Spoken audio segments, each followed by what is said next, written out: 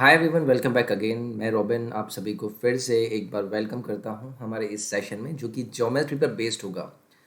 जो क्वेश्चन है वो मैंने क्वांटम कैट से लिए हैं, और मैंने देखिए आपको बताया था कि क्वांटम कैट की बुक के क्वेश्चंस आपको एक अच्छी खासी कॉन्सेप्चुअल नर्लिंग देते हैं। काफ़ी ज़्यादा अच्छे कॉन्सेप्चुअल क्वेश्चंस आपको मिलते हैं, अच्छे उनके सॉल्यूशन वेज होते हैं। तो उन पर बेस्ड ही मैंने ये सीरीज स्टार्ट की थी, जिसके 1 से लेके 5 तक के मैंने क्वेश्चंस आपके साथ डिस्कस कर लिए थे। इस पार्ट में मैं उसी बुक के लेवल 1 के क्वेश्चन के 6 से लेके 10 तक के क्वेश्चन का डिस्कशन करूंगा। आप भी अपने मार्क कर सकते हैं आंसर, कमेंट सेक्शन में अपने स्कोर डालिए, ताकि आपको पता लगे कि आप किस तरीके की परफॉर्मेंस अभी रखे हुए हैं। तो ये कुछ मेरे बारे में जानकारी। My name is robin. तो चलिए हम अपने सेशन को स्टार्ट करेंगे। आपको क्वेश्चन दिया गया है, what is the in radius, what is the in radius of the in circle, जो कि आपको फिगर में दिखाया गया है। तो देखिए, अंतः त्रिज्या बतानी है आपको इस वाले सर्कल की, जो कि इन सर्कल हम बोल रहे हैं क्योंकि वो अंदर आपने इंस्क्राइब किया है। तो आपको एक सिंपल सा फॉर्मेशन याद रखना है कि जब भी आपके पास ट्रिपलेट्स आ जाएं, अब ट्रिपलेट्स को ऑब्वियसली आपको देखना होगा कि किस किस तरीके के ट्रिपलेट्स आपके सामने आ सकते हैं। जैसे ही आप इस ट्राइंगल को देखेंगे, आपको यहाँ पर दिखा ये 9 है, ये 40 है और ये 41 है। तो आपको एक क्लियर होना चाहिए कि मेरे सामने ये जो वैल्यू है ट्रिपलेट्स हैं, और ये ट्रिपलेट्स यानी कि किसी भी तभी बनते हैं त्रिभुज के अंदर जब वो एक आपका क्या होता है, समकोण त्रिभुज होता है, यानी कि एक राइट एंगल ट्राइंगल होता है। तो सिर्फ ये साइड को आपने देखकर यहाँ से ये क्लियर कर दिया कि भाई ये जो मेरे सामने ट्राइंगल बना हुआ है ना, ये एक राइट एंगल ट्राइंगल है। और बस आपको यही पता करने की देरी थी। आप इस इन रेडियस की वैल्यू को बहुत ही तेज़ी से लिखेंगे कि यार जब भी मुझे किसी राइट एंगल ट्राइंगल में इन रेडियस निकालनी होती है सर्कल की, तो वो एक सिंपल सी वैल्यू होती है, दैट इज़ 40 + 9 - 41 डिवाइडेड बाई 2। बस आपको इतना करना था, और इतना करने में मुझे नहीं लगता कि आपको सीधे सीधे ऑप्शन नंबर बी को मार्क करने में देरी लगने वाली है। बस आपको क्या करना था, पहले ये आइडेंटिफाई करना था कि भैया आपका राइट एंगल ट्राइंगल है। आपने पता कर लिया इनके वैल्यूज़ को देख के कि हाँ ये ट्रिपलेट्स बनते हैं। उसके बाद आपने क्या किया, उसके बाद आपने सिर्फ एक छोटा सा काम किया कि आपको रेडियस का किसी भी राइट एंगल ट्राइंगल में जो वैल्यू होता है वो कितना होता है वो आपको पता चल गया। और ऐसा पता चलने के बाद जो राइट एंगल जहाँ पर बनता है उसकी साइड में जो दोनों साइड होती हैं, यानी कि उससे बनने वाली जो दोनों साइड्स होती हैं, उन्हें प्लस में लिखते हैं और माइनस करते हैं हम हाइपोटेनस को, और डिवाइडेड बाई कर देते हैं 2। तो यहाँ से आपका आंसर आ जाएगा B option.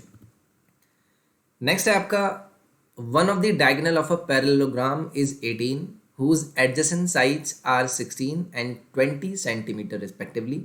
What is the length of the other diagonal. Hindi में भी लोगों को अगर हिंदी में समझने में इश्यू होता है तो मैं हिंदी में ही समझाता हूँ। मैं आपको बोलता हूँ कि आपको एक क्या दिया गया है, विकर्ण। ठीक है, किसी भी इसका पैरेललोग्राम का, समांतर चतुर्भुज बोलते हैं। ठीक है, अब इसका डायगोनल यानी कि विकर्ण आपको अगर दिया गया 18 सेंटीमीटर, और उसकी जो जहाँ पर वो आपको मिला है, जिसके बारे में बात करी है, जिस साइड के बारे में बात कर रहे हैं, जिस डायगोनल के बारे में बात कर रहे हैं, उसकी जो साथ वाली साइड है उनकी वैल्यू आपको इन्होंने दी है। बता दीजिए दूसरा जो डायगोनल है उसकी वैल्यू क्या होगी। तो देखिए मैंने यहाँ पर आपके लिए क्या बनाया, एक पैरेललोग्राम बनाया। लग नहीं रहा है, मतलब मान लीजिए। ठीक है, अब ये हो गया इसका डायगोनल, ये मैंने यहाँ पर डायगोनल बना लिए। अब मैं इनका नामकरण करता हूँ। ये हो गया आपका ए, ये हो गया बी, ये हो गया सी, और ये हो गया डी। ये हो गया आपका बाइसेक्टर 2। अब किसी भी पैरेललोग्राम के जो डायगोनल्स होते हैं वो एक दूसरे को करते हैं क्या, बाइसेक्ट। यानी कि ये जो साइड आपको 18 थी, सपोज कीजिए बी डी की वैल्यू 18 है, तो ये एक वैल्यू हो जाएगी आपके पास 9। ठीक है, अब ये भी 9 ही होगी। अब इसके साथ वाली जो साइड थी वो आपको दी थी कि ये 16 है और एक क्या है, 20 है। अब यहाँ से आपको जो कॉन्सेप्ट यूज़ करना है वो यूज़ करना है एक मीडियन का, कि भाई जब हम कोई मीडियन ड्रॉ करते हैं तो वहाँ पर हम यूज़ करते हैं एप्लॉनिस थ्योरम। जैसे कि यहाँ पर आपका ये कुछ ट्राइंगल इस तरीके का बना है, मैं आपको यहाँ पर दिखाता हूँ। ये आपका ए है, ये आपका बी है और ये आपका डी। मैंने ये वाला जो ट्राइंगल है इसको यहाँ पर बनाया है। उसके बाद यहाँ पर जो आपने डायगोनल ड्रॉ किया है, इसने इन दोनों भुजाओं को इक्वल पार्ट में डिवाइड किया है, क्योंकि हमेशा डायगोनल किसी भी पैरेललोग्राम के एक दूसरे को डिवाइड करते हैं। ठीक है, तो ये हो गया आपका 9, क्योंकि ये पूरी 18 थी। अब ये जो यहाँ से वैल्यू है, ये 16 है, ये 20 है, यहाँ पर एक थ्योरम लगती है जिसे हम अपलॉनिस थ्योरम बोलते हैं। वो आपसे कहती है कि इस ट्राइंगल के उस पॉइंट से जहाँ से आपने मीडियन ड्रॉ किया है, वो वैल्यू के साथ आप एक रिलेशनशिप निकाल सकते हैं। इसके साथ वाली जो दोनों भुजाएं हैं उनके स्क्वायर का सम, यानी कि 16 का स्क्वायर + 20 का स्क्वायर, इस वैल्यू की जो इक्वल वैल्यू होगी वो 2 गुना होगी किस किस के इक्वल, ये जो आपने जहाँ पर अपना मीडियन ड्रॉ किया था उस भुजा को जो आपने बाइसेक्ट किया है उसका स्क्वायर यानी कि 9 का स्क्वायर, और प्लस आपके मीडियन का स्क्वायर यानी कि प्लस, अगर मैं इसे ओ बोलता हूँ तो ये हो गया आपका ओ ए का स्क्वायर। बस आपको ये करना था। अब यहाँ से अगर आप इसे सिंप्लीफाई करेंगे तो 16 का स्क्वायर अगर आपको निकालना होगा कितना होता है 256 होता है, 20 का स्क्वायर कितना होता है 400 होता है। अगर मैं इसको सम करूँगा तो ये आपका 4 5 6, 2 से कट करेंगे 3 2 8, उसके बाद 81 इसमें से माइनस कर दीजिए तो ये आ जाएगा आपका 724। यानी कि अगर ओ ए स्क्वायर की वैल्यू 2747 है तो यहाँ से ओ ए की वैल्यू कितनी आ जाएगी आपके पास, रूट ऑफ 247। अब आपको इसका अगर ये वैल्यू मिल गया है तो ये भी इसके इक्वल होगा। पूरे ए सी की वैल्यू कितनी हो जाएगी, ट्वाइस ऑफ 247, और ऑप्शन नंबर ए आपका यहाँ से करेक्ट हो जाएगा। एक सिंपल सा फॉर्मेशन था एक सवाल में, दो कॉन्सेप्ट के भाई, एक आपको ये पता करना था कि आपके जो पैरेललोग्राम होते हैं वो एक दूसरे को बाइसेक्ट करते हैं। ये पता करते ही आपने क्या कर लिया, यहाँ पर अपोलोनियस थ्योरम लगा दी, जो कि आपको आंसर दे देगा दूसरा diagonal as the option number 1। Next आपको दिया गया है in the adjoining figure, C D क्या है, परपेंडिकुलर है साइड ए बी पर। C N is the angle bisector of angle A C B, जो एंगल ए सी बी है इसका एंगल बाइसेक्टर है कौन सा, सी एन। यानी कि मैं ये बोल सकता हूँ कि ये वाला एंगल और ये वाला एंगल आपके क्या होंगे, ये वाला एंगल बराबर होंगे। और ये आपने ड्रॉ किया है क्या, एक आपने परपेंडिकुलर ड्रॉ किया है ए बी साइड पर सी डी नाम का। अब आपको ए सी एन की वैल्यू बोली गई है भाई, ए सी एन की वैल्यू ये वाली वैल्यू आपको दी गई है कितनी, 50। आपसे बोल रहे हैं एन सी डी की वैल्यू बता दीजिए, यानी एन सी डी यानी कि ये वाला जो एंगल है। तो देखिए आपको हमेशा याद रखना है, क्या याद रखना है, आपको ये हमेशा याद रखना है कि जब आप एक ट्रायंगल में किसी पॉइंट के सामने एक परपेंडिकुलर ड्रॉ करते हैं और उसी वाले एंगल का एक एंगल बाइसेक्टर ड्रॉ करते हैं जो कि आपने सी एन ड्रॉ किया, तो इसके बीच में जो कि आपने परपेंडिकुलर ड्रॉ किया है और उसके एंगल बाइसेक्टर के बीच में जो एंगल आपका बनता है उसकी वैल्यू हमेशा होती है हाफ ऑफ ये वाला एंगल यानी कि एंगल ए माइनस, या फिर डिफरेंस ले लीजिए एंगल बी। ये आपका वैल्यू होता है जो कि आपको यहाँ पर ऑप्शन सी से मिल जाएगा। अब देखिए इसका आप रिजल्ट भी देख सकते हैं, काफ़ी तरीके से आप इसको सॉल्व कर सकते हैं। आप यहाँ पर इन वैल्यू को कुछ ना कुछ निकालेंगे, उसके बाद एक दूसरे से रिलेट करेंगे, बट ये फाइनल रिजल्ट है, आप इसको स्टैंडर्ड रिजल्ट के तौर पे याद रखें। डायरेक्ट क्वेश्चंस आपसे पूछे जाते हैं, तो यहाँ पर हो जाएगा इसका option number C correct answer. Next आपके सामने एक पी क्यू आर ट्राइंगल है जिसके अंदर एम एन क्या है, साइड पी क्यू और पी आर पर पॉइंट है। उसके बाद ये एक रिलेशन दिया गया है, दूसरा रिलेशन दे दिया गया है, बताना है कि जो पी क्यू आर है वो उसका कितना परसेंटेज होगा वहाँ पर बनने वाला पी एम एन ट्राइंगल। तो देखिए ट्राइंगल हम ड्रॉ करते हैं, ये हो गया, सॉरी ये ट्राइंगल हो गया आपका, ठीक है, ये हो गया आपका P, ये हो गया आपका Q और ये हो गया आपका R। इसके बाद इस पे दो पॉइंट हैं, ये हो गया आपका M और ये हो गया आपका N। इन्होंने बोला है PM और PQ, मैं PM और PQ की वैल्यू इन्होंने दी है 0.6 यानी कि 6/10 लिख सकता हूँ, यानी कि ये हो गया 3 और ये हो गया 5।